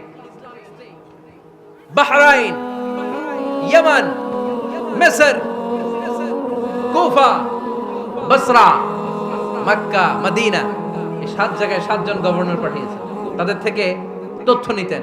এই গভর্নর সিস্টেম উনি বানিয়েছেন। সাইয়েদনা আমর ইবনে আল-আস রাদিয়াল্লাহু তাআলা আনহুকে পাঠিয়েছেন মিশরে। মিশরে একটা দৌড় প্রতিযোগিতা হতো। ওই দৌড় প্রতিযোগিতায় আমর ইবনে আল-আস রাদিয়াল্লাহু তাআলা আনহুর ছেলে অংশগ্রহণ করেছে। কিন্তু এক মিশরি ওই দৌড় প্রতিযোগিতায় চ্যাম্পিয়ন হয়ে গেছে, রানার্স আপ হয়েছে আমর ইবনে আল-আসের ছেলে। এবার মিশরি ফার্স্ট আর গভর্নরের ছেলে সেকেন্ড। রাগের চোটে আমর ইবনে আল-আসের ছেলে ওই মিশরির মাথার মধ্যে কয়েকটা বাড়ি মেরেছে। মিশরি বলে, আমার মারলা কেন? তুমি খেলাই পারো না, আমারে মারলা কেন? কয়, আনা ইবনুল আকরামিন, আমি গভর্নরের পোলা, আমি যা বলবো এটাই হবে, আমার উপরে কথা নাই। মিশরি ওইখানে আর ঝগড়া বাঁধায় নাই, মনে দুঃখ নিয়ে মদিনায় চলে আসলেন। এসে বললেন, আমিরুল মুমিনিন, আপনি আমর ইবনুল আস রাদিয়াল্লাহু তাআলা আনহুকে মিশরের গভর্নর বানিয়ে পাঠিয়েছেন। একটা প্রতিযোগিতায় আমি চ্যাম্পিয়ন হয়েছি, ওনার ছেলে হয়েছে রানার আপ। কেন সে চ্যাম্পিয়ন হতে পারে নাই? এই কারণে আমার মাথায় লাঠি দিয়ে 3টা বাড়ি মেরে বিচারটা দিছে কার দরবারে? কথা বুঝেন নাই বোধহয়? ওমর ফারুকের দরবারে। ওমর ফারুক বললেন, তাই আগামী বছরের অমুক তারিখ আমি সব গভর্নরদেরকে ডেকে হিসাব নিতে, ওই দিন তুই থাকবি, পারবি না? মিশরে বলে, পারবো মানে অবশ্যই পারবো। ওই দিন 7 রাজ্য থেকে 7 গভর্নর হাজির, গভর্নরদের ছেলেরাও হাজির, মিশরীয় হাজির। 7 গভর্নরের কাছ থেকে 7 এলাকার খোঁজ খবর নেয়ার পরে ওমরে ফারুক বললেন, আইনাল মিসরি, মিশরি লোকটা কই, এদিকে আয়। মিশরি সামনে আসার পরে বলল, আমর ইবনুল আস, তুমি মিশরের গভর্নর, তোমার ছেলে সহ তুমি আসো। আমর ইবনুল আস এসে সামনে বসে রইলেন। এবার বললেন, ও আমর ইবনুল আসের ছেলে, তুমি নাকি ইবনুল আকরামিন গভর্নরের ছেলে, তুমি যা বলবা মিশরে নাকি তাই হবে, তোমার নাকি অনেক দাপট। নিজে একটা লাঠি এনে মিশরীর হাতে দিয়ে বলল, এবার তোর মাথায় যতটা মারছে তুই ততটা গুনে গুনে মার, আমি দেখবো। আমর ইবনুল আস দেখবে, আমর ইবনুল আসের ছেলেরে তুই এখানে মার। সে বলতেছে, থাক, আপনি বলছেন এতেই যথেষ্ট, মারা লাগবে না, আমি মাফ করে দিলাম। ওমরে ফারুক বলল, খবরদার, মার, মার ওর মাথার মধ্যে। মিশরি ওমরে ফারুকের ধমক শুনে ভয়ে ভয়ে 3টা বাড়ি মারল। এই বাড়ি মারা দেখেও ওমরে ফারুকের হৃদয় ঠান্ডা হয় নাই। লজ্জায় আমর ইবনুল আস, বয়স হয়ে গিয়েছে সাহাবা, মাথা তখন টাক, মাথায় চুল নাই, লজ্জায় মাথাটা হেট হয়ে মাথাটা নিচু করে রেখেছে। এবার রাগের চোটে ওমরে ফারুক বললেন, এবার আমর ইবনুল আসের টাক মাথার মধ্যে একটা মার। মা কেন ছেলেকে শিক্ষা দিতে পারে নাই? ইয়া আমর ইবনুল আস, মাতা জাআলতুমুন নাস আবিদা, তোমরা কখন মিশরীদেরকে নিজেদের দাস বানায় নিলা? ওয়াকাদ ওয়ালাদাতুম উম্মুহুম আহরারা, আর ওদের মায়েরা তো ওদেরকে স্বাধীন সন্তান হিসেবে প্রসব করেছে। মানুষদের উপর ক্ষমতাগিরি করার জন্য গভর্নর পাঠাই নাই। খবরদার, জনগণ তাদেরকে দেখভাল করার জন্য তোমাদেরকে পাঠানো হয়েছে, তাদের উপর কোনো অত্যাচার করার জন্য নয়। চিল্লায় বলেন ঠিক কি না? এরকম নেতা কয়টা লাগবে? কয়টা? ওই নেতার নাম কি? ওমর। হুয়া ইয়াতি ওমর। 22 জায়গায় বিশ্বনবী কয় একটা, ওমরে ফারুক বলে আরেকটা। আল্লাহ বলে, বিশ্বনবী আপনার পক্ষে আমি আয়াত নাজিল করতে পারলাম না, আমি ওমরের পক্ষে নাজিল করে দিলাম। বিশ্বনবী বলতেন, ইন্নালি কুল্লি উম্মাতিন মুহাদ্দাস, সব উম্মতের মধ্যে, সব নবীদের উম্মতের মধ্য থেকে একজন করে আল্লাহ তাকে মুহাদ্দিস বানাতো। মুহাদ্দিস না, মুহাদ্দাস। মুহাদ্দাস মানে এমন লোক যিনি যা ভাবতো ওই ভাবনাটাই আল্লাহ আয়াত হিসেবে নাজিল করে দিতেন। বিশ্বনবী বলেন, আমার উম্মতের মধ্যে মুহাদ্দাস হচ্ছে সাইয়েদনা ওমর। মদিনার সবচেয়ে বড় মুনাফিকের নাম আব্দুল্লাহ ইবনে উবাই ইবনে সালুল, সব মুনাফিকদের সরদার। কিন্তু এই মুনাফিকের ছেলেটা হলো পাক্কা ইমানদার। এই ছেলের নাম হলো আব্দুল্লাহ। আওয়াজ করে বলেন, ছেলের নাম কি? আব্দুল্লাহ ইবনে উবাই ইবনে সালুল। মুনাফিক সরদার যখন ইন্তেকাল করলো, সাইয়েদনা আব্দুল্লাহ রাদিয়াল্লাহু তাআলা আনহু বিশ্বনবীর কাছে এসে চোখের পানি ছেড়ে ডেকে বলে, নবী আপনিও জানেন, আমিও জানি, মদিনার সবাই জানে আমার আব্বা মুনাফিকদের সরদার, কিন্তু আমার মন তো মানে না, আমার তো পিতা, আমার তো বাবা লাগে, আমার তো মন মানে না। আপনিও জানেন মুনাফিক, আমিও জানি মুনাফিক। নবী আপনার দরবারে কিছু আমি চাই না, আপনার গায়ের একটা জামা দেন, আপনার জামাটা পরিয়ে আমার বাবারে দাফন দিব। এর উসিলায় যদি আমার আব্বারে আল্লাহ মাফ করে দেয়, দয়ার নবী মায়ের নবী জামা খুলে দিয়ে দিলেন। পড়েন সুবহানাল্লাহ। আব্দুল্লাহ রাদিয়াল্লাহু তাআলা আবার আবদার চললেন, নবী জানি আমার বাবা মুনাফিক, কিন্তু আমার তো বাবা, আপনার দরবারে ফরিয়াদ, আপনি নিজে যে আমার বাবার জানাজার নামাজের ইমামতি করবেন। দয়ার নবী মায়ার নবী জানাজার নামাজে যেতে চাইলেন। ওমরে ফারুক বললেন, নবী না, খবরদার আপনি উবাই ইবনে সালুলের জানাজায় যাবেন না। বিশ্বনবী জোর করে যেতে চাইলেন। সাইয়েদনা ওমরে ফারুক বিশ্বনবীর জামা পেছন থেকে টেনে ধরলেন। আল্লাহু আকবার। টেনে ধরলেন, যাবেন না আপনি। ওমরে ফারুকের হাত থেকে হ্যাচকা টান মেরে জুব্বা টান দিয়ে বিশ্বনবী জানাজায় চলে গেলেন। রব্বুল আলামিন আয়াত নাজিল করলেন, ইস্তাগফির লাহুম আও লা তাস্তাগফির লাহুম ওয়া ইন তাস্তাগফির লাহুম ৭০ মাররাতান ফালান ইয়াগফিরাল্লাহু লাহুম। নবী গো, একবার নয়, দুইবার নয়, ৭০ বারও যদি এই মুনাফিকের জন্য আপনি ক্ষমা চান, তার জন্য ক্ষমা নাই, তার জন্য আছে জাহান্নাম। ওয়ালা তাকুম, আপনি যাবেন না আলা কবরি, কখনো তাদের জানাজায় যাবেন না। এই যে একটা ভুল করে ফেলছেন, এটা এইবারই শেষ, এরপরে আর যাবেন না। সাইয়েদনা ওমর ফারুকের পক্ষে আল্লাহ তাআলা কোরআনের আয়াত নাযিল করে দিলেন। চিল্লায় পড়েন আল্লাহু আকবার। এভাবে 22টা জায়গায় ওমর ফারুক যা বলেছে, এটা নিয়ে একটা আলাদা আলোচনা হইতে হবে, আলাদা একটা আলোচনা লাগবে যে 22টা আয়াতে আল্লাহ তাআলা বিশ্বনবীর পক্ষে কোরআনের আয়াত নাযিল না করে সাইয়েদনা ওমর ফারুকের পক্ষে আয়াত নাযিল করেছেন। চিল্লায় পড়েন সুবহানাল্লাহ। ওই ওমর ফারুককে আমাদের মডেল বানানোর দরকার আছে না নাই? ওই ওমর ফারুকের জীবনী আমাদের ছেলে মেয়েদেরকে পড়ানোর দরকার আছে না নাই? আমাদের ভবিষ্যৎ প্রজন্ম এগুলো জানে না। ওরা সালমান খান দেখে বড় হয়, ওরা শাহরুখ খান দেখে বড় হয়, ওরা ঋত্বিক রোশনকে দেখে বড় হয়। ওরা মনে করে যে এরাই বড় সুপার হিরো।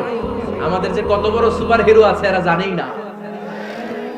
নতুন প্রজন্মের কর্ণকোহরে সাইয়েদনা ওমর ফারুকের ইতিহাস পৌঁছে দেওয়ার দরকার আছে না নাই? ওমর ফারুকের ইন্তেকালের ঘটনাটা বলেই আমরা মুনাজাতের দিকে যাব। শুনবেন? শুনতে চান? উনি স্বপ্নে দেখলেন একটা লাল মোরগ ওনাকে 3টা ঠোকর মেরেছে। কয়টা? উনি জুমার নামাজে, জিলহজ মাসের শেষ সপ্তাহে জুমার নামাজে বললেন যে একটা লাল মোরগ 3টা ঠোকর মেরেছে। মুগীরা ইবনে শুবা রাদিয়াল্লাহু তাআলা আনহুর দাস আবু লুলু আল মাজুসি, এই লোকটা খঞ্জর বানাতে পারত। মুগীরা রাদিয়াল্লাহু তাআলা আনহুর দাস। মুগীরা প্রতিদিন 4 দিরহাম করে চার্জ করত, যেহেতু দাস। সে এসে বিচার দিল, আমিরুল মুমিনিন, মুগীরা আমার থেকে বেশি টাকা চায়, জুলুম করে। ওমরে ফারুক বললেন, তাই? তুমি কি কাজ জানো? বলে, আমি খঞ্জর বানাতে জানি। বাড়ি কই? পারস্য। আরে তুমি খঞ্জর বানাতে জানলে তো 4 দিরহাম অনেক কম, সে তো আরো বেশি টাকা নেওয়া দরকার ছিল তোমার থেকে। আবু লুলুর এই কথা পছন্দ হয় নাই। সে কয়, ওমর তুমি সবারে দয়া দেখাও, আর আমার ক্ষেত্রে কঠিন নিয়ম বানাইলা, দাঁড়াও এই নিয়ম তোমারে আমি দেখাবো। এই রাগে সে বাড়িতে যে একটা খঞ্জর বানালো। কি বানালো? খঞ্জর চিনেন? ছোট্ট ছুরি। কিছুদিন আগে ওমানের সুলতান কাবুস ইন্তেকাল করেছে, জানেন আপনারা? ওনার এই কোমরের মধ্যে খঞ্জর থাকতো, ছবিতে দেখছেন? আরব শায়েখ যারা সুলতান আমির, কোমরে কি থাকে? ছোরা থাকে, খঞ্জর।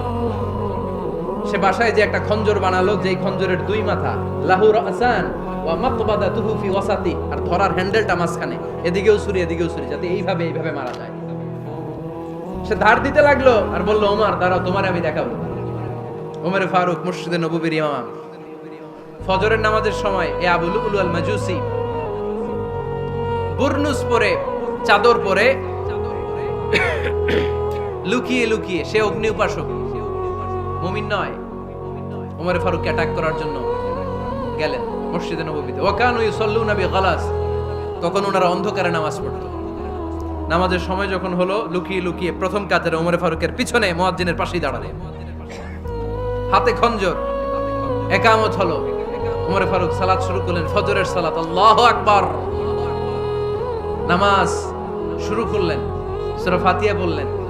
আরেকটা সূরা যখন পড়তে যাবেন, in the meantime Abu Lulu এই খঞ্জর নিয়ে ওমরে ফারুকের বুকের মধ্যে 3টা স্টেবিং করলেন। একটা মারলেন নাভির নিচে, মারার সাথে সাথে পাকস্থলী কেটে গেল। আরেকটা মারলেন পাজরে, পাজর ছিঁড়ে গেল। 3টা মারার পরে ওমরে ফারুক বললেন, কাতালানি আল কাল, এক কুকুর আমাকে মেরে ফেলেছে। পেছন থেকে এক সাহাবীকে টান মেরে সামনের দিকে নিয়ে গেলেন, তুমি নামাজের ইমামতি করাও। আর ওমরে ফারুককে বাকিরা ধরাধরি করে পেছনে নিতে আরম্ভ করলেন। আর এই আত্মাই আক্রমণ যে করেছে, সে কাতারের মাঝখান দিয়ে যেতে আরম্ভ করলো আর 2 দিকে ছুরি মারতে আরম্ভ করলো। 13 জন সাহাবীর গায়ে ছুরি মেরেছে, 7 জন সাহাবা স্পট ডেথ, জায়গায় মৃত্যু। এই ভয়ঙ্কর অবস্থা দেখে এক সাহাবী বুরনুস, এক ধরনের জুব্বা আছে মাথাওয়ালা, অনেকে জ্যাকেট পরছেন না এরকম মাথাওয়ালা, লম্বা জুব্বা আছে, আরবরা শীতে পরে মাথাওয়ালা, এই মাথাওয়ালা জুব্বা বের করে এক সাহাবী জালের মতো তার দিকে উড়ায় মারল। ওই বুরনুসের মধ্যে পেঁচিয়ে আবু লুলু মাটিতে পড়ে গেল আর সুইসাইড করে ফেলল, নিজের বুকে নিজে মেরে আত্মহত্যা। যেই সাহাবীকে ইমামতির জন্য দাঁড় করালেন, উনি ছোট্ট সূরা দিয়ে প্রথম রাকাতে সূরা আল কাউসার, দ্বিতীয় রাকাতে সূরাতুল ইখলাস দিয়ে নামাজ শেষ। ওমরে ফারুক বেহুশ। ওমরে ফারুক কি বেহুশ। সবাই কান্নাকাটি করতেছে, সবাই দেখতে গেলেন, এখন হুঁশ ফিরে না।